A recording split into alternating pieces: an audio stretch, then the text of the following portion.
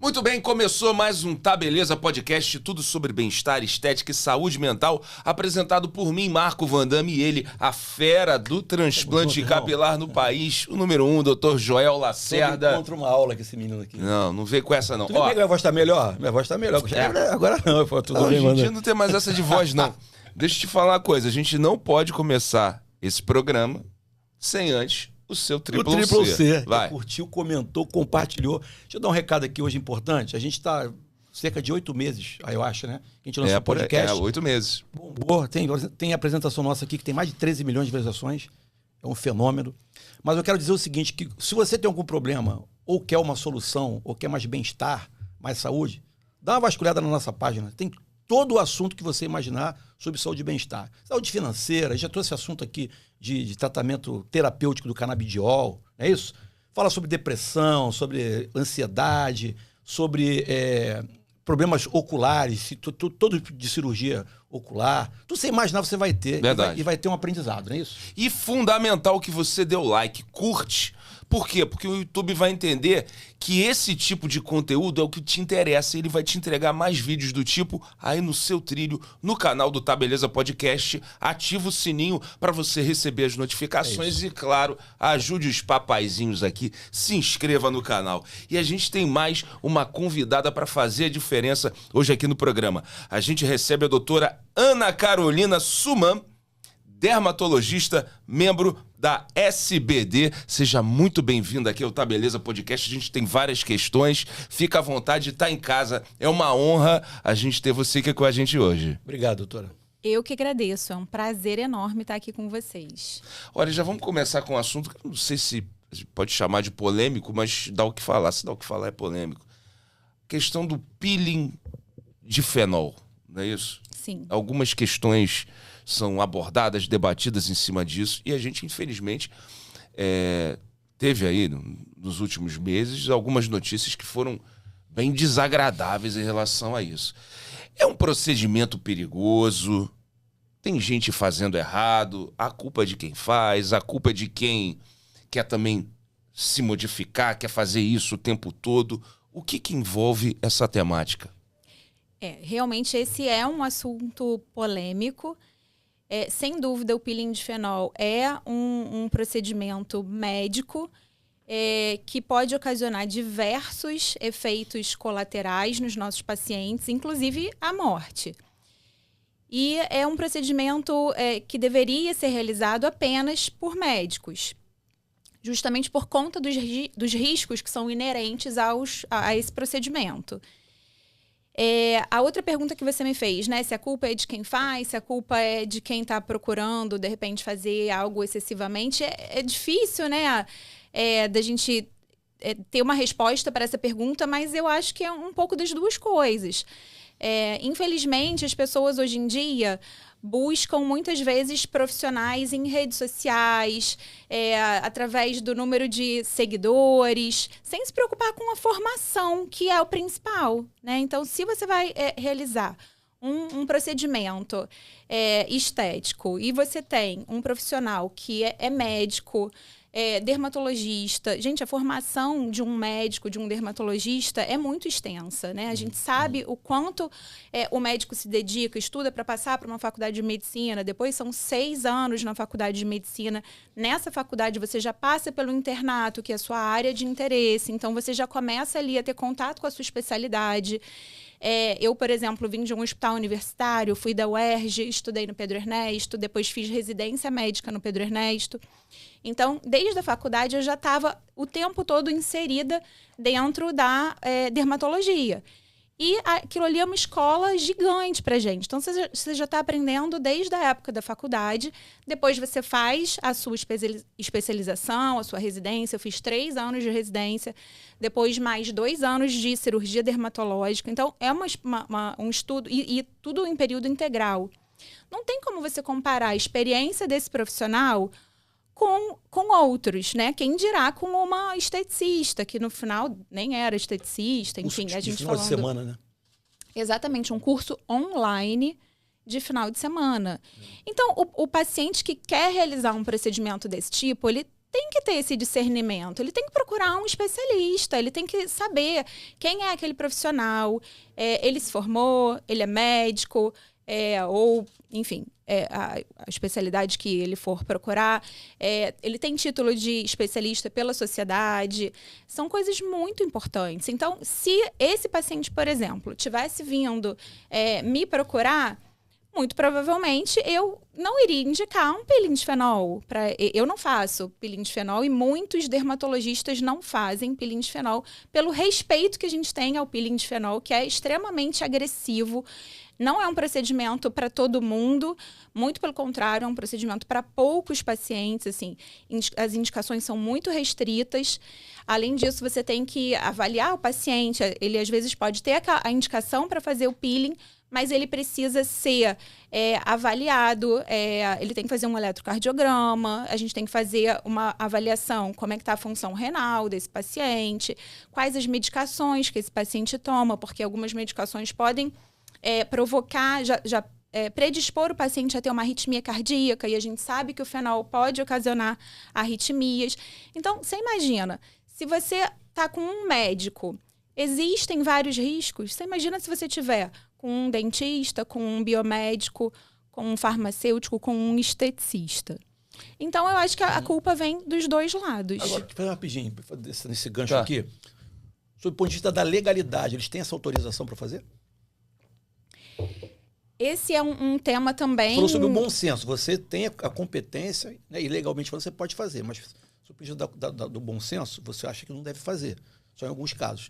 Eles esquecem o bom senso. Legalmente, eles têm amparo legal para fazer? Isso depende do conselho de cada profissão, né? Eu, sinceramente, não tenho conhecimento de todos os conselhos. Alguns procedimentos, eles estão autorizados, sim, a fazer, mas muitos não. Eles acabam extrapolando muito. Entendi. Né? Como é que se torna... A minha dúvida é justamente por aí. Por que esses tipos de procedimentos se tornaram tão abrangentes assim em outras classes profissionais? Assim, tem dentista, tem esteticista fazendo. Como é que ele se tornou tão abrangente assim? Porque a gente vê procedimento médico, ele é, na verdade, na maioria, né, 90% dos casos, vocês que são especialistas me corrijam, mas são muito segmentados, assim, são procedimentos detalhados, estudados para um determinado tipo de médico. Por que eles se tornaram tão abrangentes? Por que tem tanta gente fazendo esse tipo de procedimento? Eu acho que porque todo mundo quer um pedacinho ali da fatia do bolo, né? A estética hoje em dia tem uma busca muito grande, né? É um mercado gigantesco. As pessoas querem se cuidar, as pessoas querem envelhecer bem, envelhecer melhor. E aí todo mundo quer ali um pedacinho daquela fatia. E a coisa foi... eu acho que aqui no Brasil também, né? A gente não tem um controle que deveria ter. Então, assim, as pessoas fazem, pacientes morrem e fica tudo por isso mesmo. E aí vai criando espaço, né? Para cada vez mais eles realizarem procedimentos que não são do âmbito de um não médico, de um profissional que não seja médico. Eu acho que também tem um pouco de lobby dos próprios laboratórios, cara. Eles querem vender, não estão interessados em mais nada, a não ser vender e ter lucro. É mercado. Mercado, entendeu? Então, tipo assim, o médico ele tentou segurar o ato médico por muitos anos. Só que você lutar contra uma outra classe, beleza, fica de igual para igual. E lutar contra uma multinacional, que quer vender o produto para todo mundo. Preenchedor, por exemplo. Daqui a pouco faz o que o esteticista e preenche, pô. Entendeu? Só que, como ela falou anteriormente, você busca... O cara oferece a estética.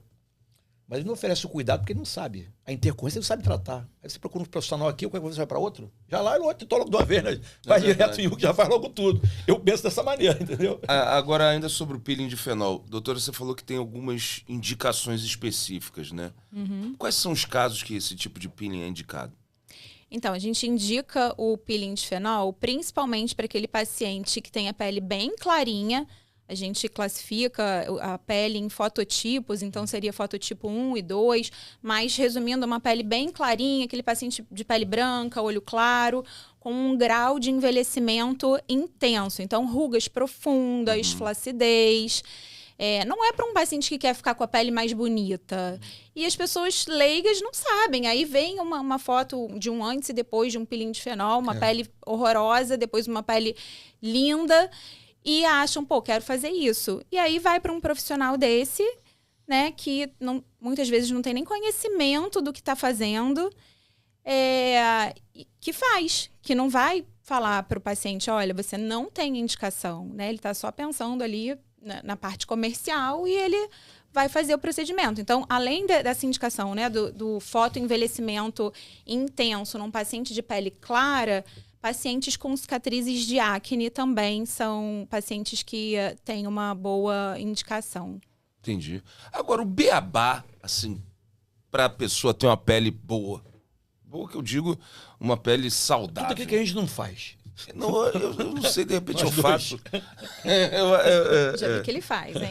Não, eu até procuro, por exemplo, eu tenho uma pele muito oleosa. Já tentei dar jeito nisso, mas assim, é impressionante. Primeiro passo, beabá, qual é? Para a pessoa ter uma pele saudável.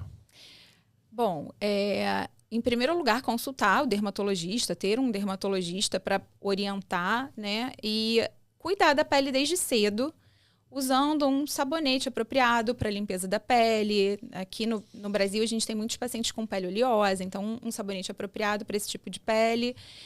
Protetor solar é fundamental desde cedo, porque a gente sabe que a radiação ultravioleta e outras radiações são os principais fatores relacionados ao envelhecimento da pele. Então, protetor solar é fundamental. E quando a gente fala de skincare, que é um tema que está muito em alta, né? Todo mundo fala sobre isso atualmente, hidratação. Então, isso é um beabá. Você limpar a sua pele, você hidratar a sua pele e você proteger a sua pele contra os danos da radiação solar. Mas a hidratação também oral, né? Claro, além sempre. De beber muita água. Beber muita água é fundamental, com Eu certeza. bebo muita água. Junto com cevada, né? Não.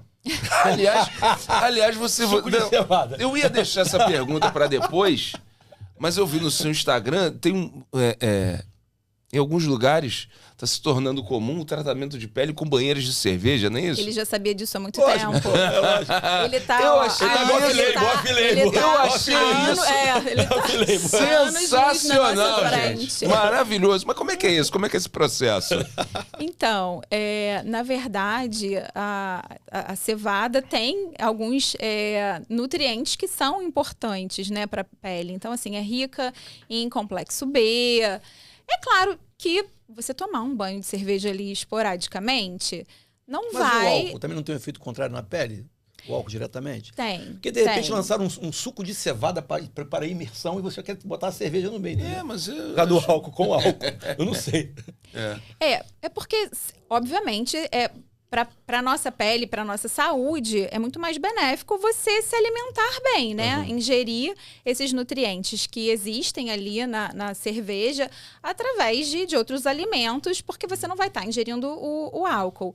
Mas, gente, a gente também tem que ser feliz, né? Sim. Então, uma cervejinha de vez em quando.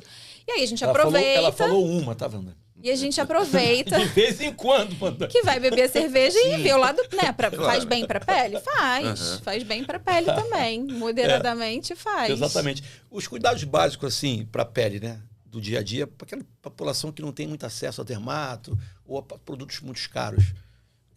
Um efervescentezinho de vitamina C, uma aguinha, um bom noite de sono. O que você sugere pro nosso dia a dia? Não, sem dúvida. Na verdade, o nosso envelhecimento, ele é classificado em envelhecimento intrínseco e envelhecimento extrínseco. Então, o intrínseco não tem muita coisa que a gente possa fazer, porque está relacionado ali à nossa genética. A idade. Agora, o envelhecimento extrínseco, ele está relacionado a fatores que a gente pode e deve intervir para envelhecer melhor. Então, quais são esses fatores? A exposição à radiação solar, né, ultravioleta, entre outras, hoje a gente sabe também da luz visível, infravermelho.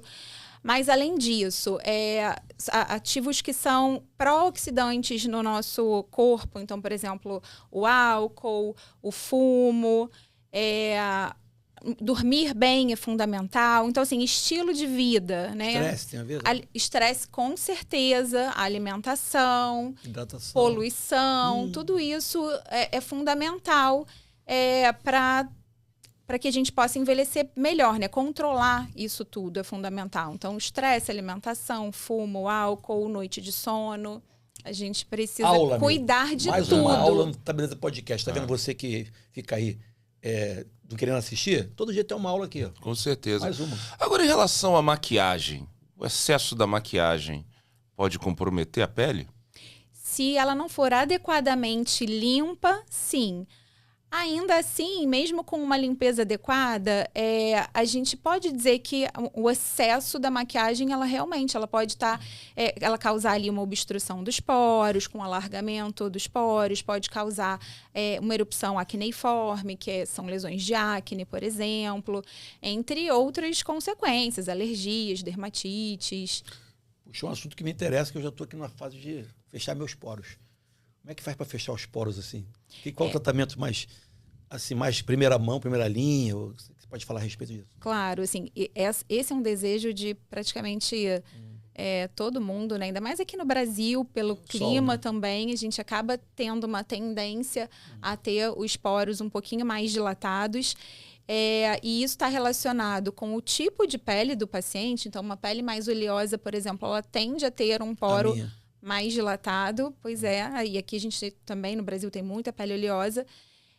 Mas além dessa questão do tipo de pele, da oleosidade, a limpeza da pele adequada, né, como eu falei aqui em relação à maquiagem, mas tem um outro aspecto que também está relacionado com o tamanho do poro, que é o próprio processo de envelhecimento. Porque os nossos poros, eles são rodeados de fibras colágenas e elásticas. Então, quando você tem muita fibra colágena e elástica, você tem o poro mais fechadinho. Pega a pele de uma criança, né? Você vê aquela pele linda, né? Que a gente até chama de pele de bebê ou pele de pêssego. Você não vê nenhum poro. E aí, enfim, a criança vai crescendo, vem as alterações hormonais, a pele mais oleosa, você vai começando a abrir esses poros e com o processo de envelhecimento, a perda, a degradação das fibras colágenas e elásticas, eles vão se tornando ainda mais dilatados. Então, alguns tratamentos que vão ajudar a fechar os poros são qualquer tratamento que estimule a pele a produzir colágeno. E aí tem diversos, né? Então, ultrassom microfocado, bioestimulador de colágeno, lasers. Lasers são maravilhosos, porque você já vai estar atuando diretamente ali no poro e também estimulando a produção de colágeno ao mesmo tempo. São tratamentos muito bem-vindos para isso. Algum cosmético também que possa passar para manter? Tem alguns cosméticos. Tem alguns que fazem um efeito de maquiagem mesmo, que fecham ali momentaneamente o poro. E os tratamentos. Então, você tem que limpar adequadamente sua pele para que essas sujidades não obstruam o seu poro, fazendo com que ele se dilate.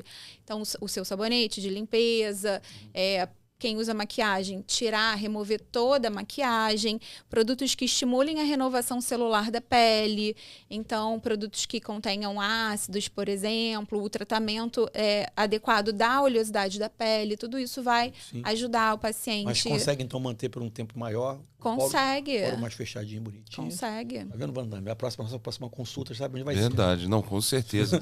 Agora, em relação ao protetor solar, né? Eu já vi alguns vídeos de pessoas fazendo umas combinações meio malucas para fazer um protetor solar. Eu olhei aquilo e falei, isso não pode dar certo. Né? E assim, parece que é comum. Tem uns combinados, tem gente na internet. Você falou, a rede social é muito bacana, ajuda, mas muitas vezes atrapalha. Aí a pessoa vai naquela onda... Eu na rede social, eu fico só rindo. Porque me divirto. Assim, fazer eu não assimilo nada. Um combinado, um preparo... E aquilo ali virar um protetor solar não é mais fácil. Porque sai mais barato. Mas assim, eu acho isso meio louco. Vai ficar mais de uma árvorezinha, botar um chapéu. Não, gente, assim, é exatamente o que você falou. A rede social, a internet, enfim, veio para somar muito, mas atrapalha bastante também. Principalmente quando você pega uma pessoa que tem milhares de seguidores e a pessoa... quer causar, né? Aí coloca ali uma besteira dessa. Assim, um protetor solar, ele tem que ser industrializado. Não dá para você querer fazer um protetor solar dentro de casa. E aí o que eles alegam, eu vou fazer um protetor físico, né? Porque a gente sabe que o protetor físico tem ali óxido de zinco, então vou usar farinha, vou fazer isso. Mas, gente, aquilo ali, quem te garante? Você tem que... Quando você vai numa farmácia de manipulação, por exemplo, você tem máquinas específicas que pesam uma poeirinha da medicação, sabe? Existe todo um critério para você fazer um medicamento. Isso é uma coisa muito séria. Não tem como você fazer em casa um protetor solar que vai se manter estável e efetivamente proteger a pele do paciente. E aí a gente está falando de câncer de pele, não só, né, de prevenção de queimadura, de fotoenvelhecimento, mas existem cânceres extremamente agressivos, como o melanoma. Então você vai se proteger contra um câncer que mata com um protetor solar que você faz em casa? É loucura. Tem a questão, aliás, o seu Instagram é muito bom, informativo ao extremo. Parabéns. Obrigada. Aí tem uma matéria sobre uma influencer que tá passando fruta no rosto. Pode primeiro de tudo, alguma fruta pode ser passada no rosto? Segundo, qual a consequência disso? Qual o efeito disso? Pois é. Então, a Sociedade Brasileira de Dermatologia, ela é terminantemente contra qualquer receita caseira, justamente porque isso pode colocar em risco a saúde da pele dos nossos pacientes. E existe, inclusive, na dermatologia, uma doença que é chamada fitofotodermatite, que está relacionada a algumas substâncias, que são os furucumarínicos, que, por exemplo, limão. Limão, a gente sabe, né, as pessoas... Mas não é apenas o limão. Outras frutas também podem causar queimaduras. Muitas vezes, eu já vi queimaduras gravíssimas por limão. Então, é algo muito sério. A sociedade realmente é terminantemente contra qualquer receita caseira na pele, né? Que o paciente faça e aplique na pele por conta própria. Então, fruta também, assim, não se deve aplicar frutas. As frutas têm vários benefícios para a pele, inúmeros. Então, você come fruta, né? É muito mais simples. Ou então você vai, né? Verdade. Você acha que você vai passar... Você vai passar a fruta ali na pele... Não, a dica que eu dou é o seguinte, cara. Tipo assim, rede social. Você assistiu algo ali que te interessou? Vai na sociedade da classe, do médico, daquele assunto e pesquisa. Porque ele é baseado em evidências, estudo científico, em literatura, em guideline. Aí, tipo assim, se for na sociedade dela, de cara já saber que... Não, pronto. E é aquilo ali que vai valer pra tua vida. Tá, se todo mundo fizesse isso, seria maravilhoso. Exatamente. Porque exatamente toda especialidade tem o seu conselho. Sim, e hoje em dia, os sites, eles colocam muita informação, né? Então, tem a área ali da Sociedade Brasileira de Dermatologia, por exemplo, que é a minha. Tem a área para nós, dermatologistas, e tem a área para o público, que é excelente, riquíssima em informação. Botou ali, já vai ver na hora que não se deve aplicar fruta na pele. Sim. Bota até você busca, botar uma buscazinha lá que você quer saber. Escreve o que você quer saber e coloca do lado. SBD. Serve para tudo. A vacina não faz... Vai lá na Sociedade Brasileira de Imunologia. É sempre uma lenda, né? Do que faz bem para isso, aquilo. Enfim, em relação ao câncer de pele, o número de casos tem aumentado consideravelmente, né? Sim. E, assim, pelo que eu vejo, a prevenção, muitas pessoas ainda não se ligam na gravidade que é isso. Como é que está a luta e a prevenção ao câncer de pele no Brasil? Essa é uma preocupação muito grande da sociedade, porque realmente é um dos cânceres mais prevalentes. Ela realiza campanhas de prevenção anualmente no mês de dezembro. São campanhas super interessantes, que ajudam bastante, mas a gente vê que, infelizmente, a população ainda é muito negligente em relação ao uso do protetor solar. E é uma pena, né? Porque é algo simples de você fazer e se prevenir contra o câncer de pele. Essas camisas de proteção solar, né? Tem alguma indicação? Todas elas funcionam? Tem uma diferença entre uma ou outra? Não, elas funcionam sim. Na verdade, quando você coloca uma roupa qualquer, você já cria ali uma barreira física que já está te protegendo parcialmente. Porém, numa roupa normal, que não seja de um tecido UV, você vai ter uma penetração de radiação. Mas você já está mais protegido. Tanto que todo mundo já passou por isso, né? Você, de repente, estava caminhando na rua, e aí... e você está com uma blusa normal. Mas as que têm aquele selo de proteção UV, elas têm um efeito superior e funcionam muito bem. Aquilo ali é excelente. Principalmente para criança, que às vezes a gente tem dificuldade, né, em reaplicar o protetor solar. Verdade. Mas tem que tomar cuidado que ela protege até aqui, né? A orelha fica Assim, do jeito, pescoço. Ela só protege. Tem que proteger com chapéu também, o protetor solar. Mas ali, se você colocou na criança uma blusinha de manga comprida, já... parte ali. Aquela mais parte criança. Criança é difícil. Em relação à acne, isso é um problema clássico, né? Eu lembro que quando era adolescente eu não tinha muita, mas eu tinha umas gigantes, assim. Eu não ficava com o rosto todo tomado, não. Quando chegava, né? Mas quando vinha, parecia que estava nascendo outra cabeça aqui na minha pele. Um negócio impressionante. E eu sempre ouvi dizer que a pele oleosa contribui mais para proliferação da acne. Por exemplo, meu enteado, ele tem 11 anos e o nariz dele já é cheio de acne, enfim. De cravos, na verdade. Como é que é isso? Ainda como é que evitar é difícil, mas para amenizar isso, tem gente que tem muita tendência a ter espinha, né? Tem. E a acne realmente é uma doença muito prevalente e que afeta muito a qualidade de vida dos pacientes.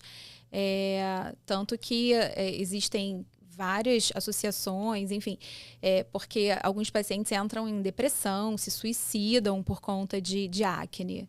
Então, é uma coisa realmente muito importante de se cuidar.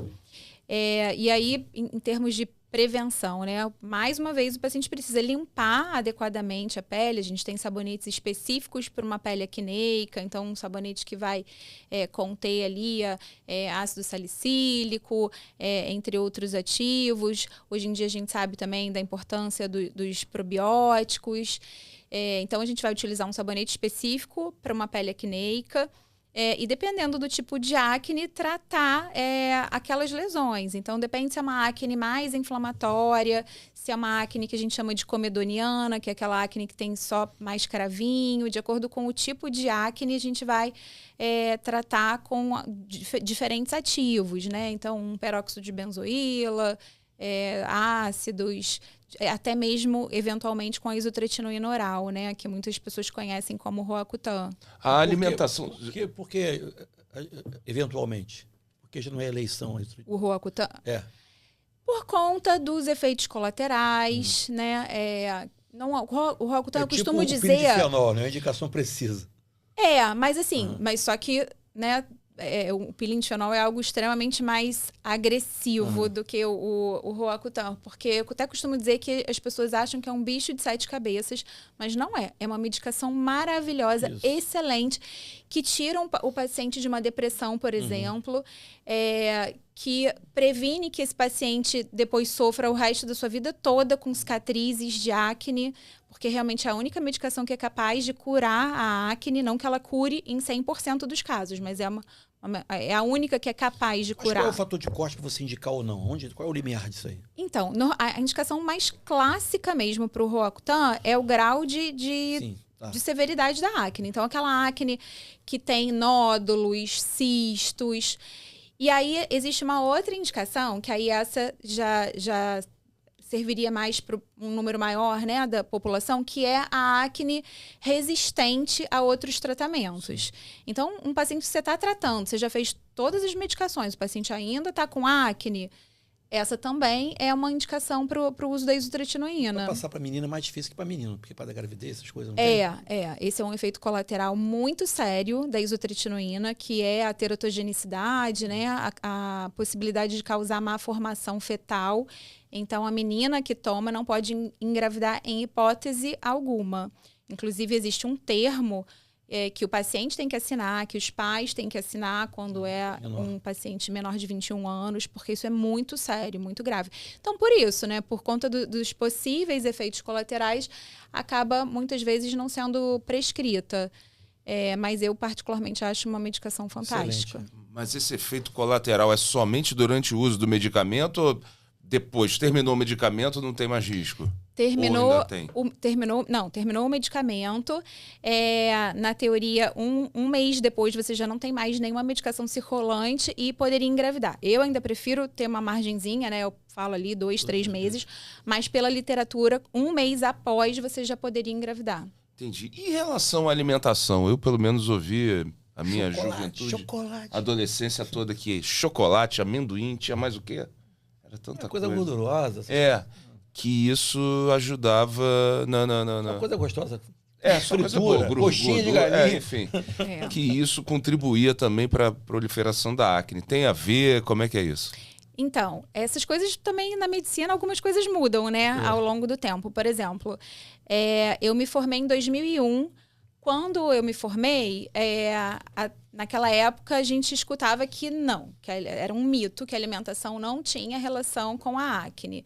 De um tempo para cá, isso já mudou. A gente já sabe que alguns alimentos, eles podem sim estar relacionados à acne e a gente vê muito isso, né, na prática também do dia a dia. Tem muitos pacientes que falam, eu comi esse alimento e tive acne, comi chocolate e tive acne. Então, o que a gente tem de respaldo científico? Alimentos com um alto índice glicêmico, eles podem ocasionar acne e também derivados do leite, a proteína do leite.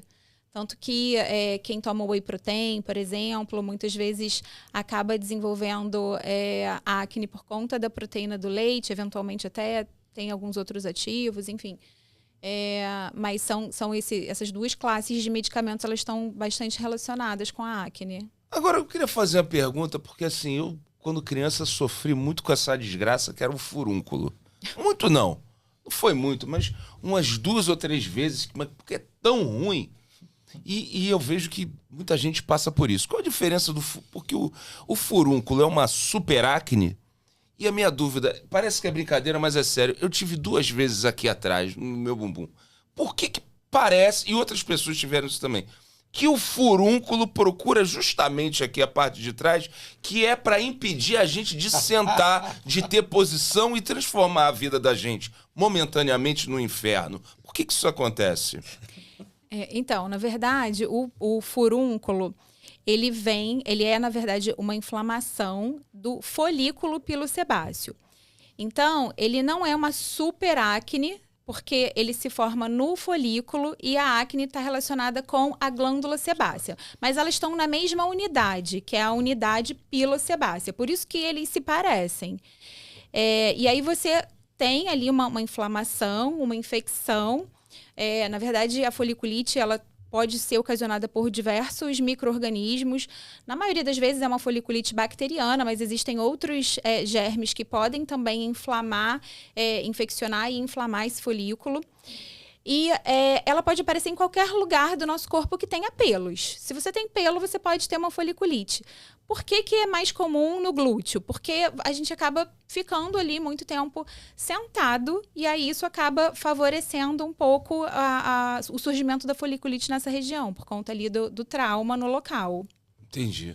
Sensacional. Doutora Ana Carolina Suman, dermatologista, hoje abrilhantando o nosso Tá Beleza Podcast. Muito obrigado, doutora. Olha, o microfone é seu, projetos, Instagram, enfim, contato, o que você quiser passar, fica à vontade. Eu agradeço muito a participação, adorei participar do programa. Bem que vocês falaram, gente, já acabou? Queria ficar mais. Mas, para quem tiver interesse, o meu Instagram é DRA, doutora Ana Carolina Suman, com M no final. Eu dou várias informações úteis sobre doenças, sobre tratamentos.